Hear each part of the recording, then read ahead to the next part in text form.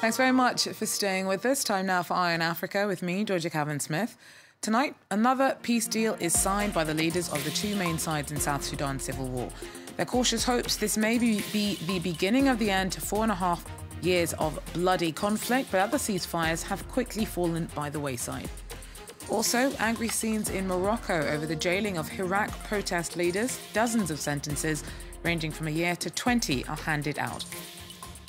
And there's excitement about Senegal's preparations for Thursday's showdown with Colombia. The Teranga Lions carry the hopes of a continent as the only African side still left in play at the World Cup in Russia. But first, the leaders of the two sides of South Sudan's brutal civil war signed a peace deal in Khartoum on Wednesday. That gives President Salva Kiir and rebel leader RIEK MACHAR 72 hours to bring in a ceasefire. Many previous deals, though, have fallen to tatters, and there are fears that this one is equally as fragile. Nicolas Chemin tells us more. President Salva Kiir and rebel leader RIEK MACHAR celebrated the peace deal enthusiastically. The framework agreement comes ahead of a final settlement. It would allow access for humanitarian aid, the release of prisoners, and a transitional unity government. This body would rule for 3 years, and then a general election would be organised. Both Kiir and MACHAR praised the deal. It is the day that our people of South Sudan have been expecting. And I'm happy that it has finally been achieved. This agreement has a lot of meanings. First, the war should come to an end by this declaration of ceasefire. But many in South Sudan remain sceptical. In 2015, the two men had signed an agreement that collapsed the following year. Fighting erupted in the capital Juba, and MACHAR fled the country on foot through the bush. The civil war began even earlier in December 2013 when Kiir accused his then deputy MACHAR of plotting a coup. These last 4.5 years, thousands of people have been killed, and 2 million South Sudanese have fled to neighbouring countries. It's Africa's largest refugee crisis since the 1994 Rwandan genocide. Well, Sam Mednick's in Juba for us. She tells us whether there's anything different about this latest peace pledge. Well, in many ways, nothing is different about this peace deal. So the government is saying that this one is different because the president himself signed it along with former Vice President MACHAR, and that because of that, people within the government will implement the peace deal. It's been broken many, many times, as you said, hours after being implemented, the last one in December. So I think really what would be different this time is if people actually stopped fighting. So how easy would it be to arrange just to stop fighting? The ceasefire, there was 72 hours given for the ceasefire to be implemented, but not all of the fighting forces in the civil war are aligned with either MACHAR or KIIR. How far will their word carry with those elements of the conflict?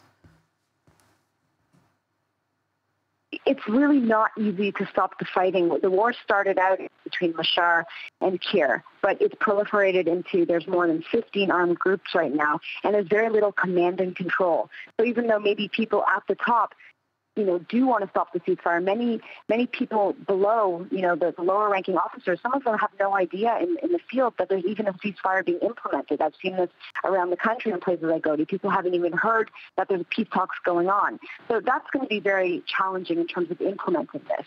In terms of the inclusivity of the talks at the table, a lot of them there, and people are trying to be as inclusive as possible. But then I was speaking to the American ambassador. He referenced that the face-to-face closed-door meeting between MACHAR and KIIR in Ethiopia was a little bit troubling. He called it a step backwards because you have this round table of people and you're then taking it back to 2 people. So I think that people need to keep pushing. That includes civil societies, community leaders, not just armed groups. Sam Mednick there for us a little earlier on. Now, there were protests in Jos this week over the herder crisis in Nigeria's central belt. The governor of PLATEAU State says that more than 200 people were killed in the latest tit-for-tat clashes between Fulani, nomads and settled farmers. More than 10,000 are feared to have been killed in the conflict since 1992. That's more than the Boko Haram insurgency. The violence has become a major electoral problem for President Muhammadu Buhari ahead of next year's polls. There were angry scenes in Morocco on Wednesday over the jailing of demonstrators behind the Hirak protest movement. It rocked the northern region of Rif in 2016 and 2017. At the end of a 9-month trial, a total of 53 people received jail time that ranged from a year to 20 years. Anger and shock in Casablanca. Friends, relatives and supporters of the 53 on trial, vocal in protest.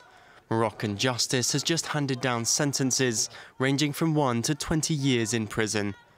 At the heart of the 9-month trial, Nasser Zessafi, like 3 other leaders of the Hirak group, he was sentenced to 20 years in prison for conspiracy to undermine the security of the state.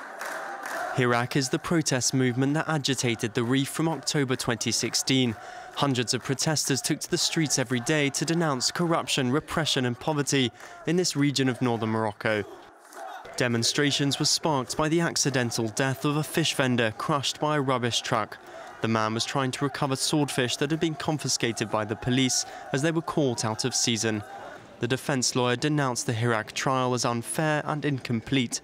According to her, the court relied solely on the testimony of the police. These are cruel, unjust verdicts without foundation. The court has killed the glimmer of hope that we have attached to justice. This verdict undermines the reputation of the country and harms our homeland, in which Mohammed VI has tried to build democracy. It will take us back hundreds of years. Defence lawyers refused to plead in solidarity with their clients and announced their intention to appeal. In all, more than 450 people were arrested during the protests. The Rif has long had a tense relationship with the central government in Rabat. It was at the heart of the Arab Spring-inspired protests back in 2011. South Africa's KwaZulu-Natal province is facing a cancer treatment crisis. Some patients are waiting for more than a year for scans, and it's not just oncology. Much of the public healthcare system is struggling. This is the final resting place of PHIWANKOSI MKHIZE. The retired electrician's death tells the story of the healthcare crisis in South Africa's KwaZulu-Natal province. In May 2017, the 66-year-old was diagnosed with stage 4 lung cancer. But because of overstretched oncology services, he was told to return for a scan 15 months later. PHIWANKOSI said the pain was so unbearable that he attempted suicide. I'm very grateful to you for coming to hear my story. Maybe I'll now get help, because now the illness is too painful. I can't take it anymore. As his health worsened, his scan was brought forward, but it was too late for PHIWANKOSI. He died less than 12 months after diagnosis without receiving any treatment, depressed and in pain. I do blame the Department of Health a lot because they do not take care of a patient who's suffering with cancer. Opposition lawmaker and Dr. Imran Kika championed PHIWANKOSI's case while he was alive. Kika says at least 499 people have died in the province waiting for treatment between 2015 and 2016. Clearly, this is a case of a government that violates citizens' human rights. Human rights researchers found patients in the province's public hospitals typically wait 5 to 12 months to see an oncologist and another 8 months before starting radiotherapy. There are concerns. Obviously, we would all like to access services as soon as we find that there's something wrong with us. We need to reduce the times, but there are things that we need to deal with. Durban's Addington Hospital announced in June that its oncology service is once again working at full capacity to address the situation. Officials have also promised to hire more health professionals in the province, and the health minister said the region would get a share of a $7.6 million relief fund. But for PHIWANKOSI's family and others like them, the steps are too little, too late. Well, fans of African football are rallying behind Senegal, as it is now the only team from the continent still in the World Cup.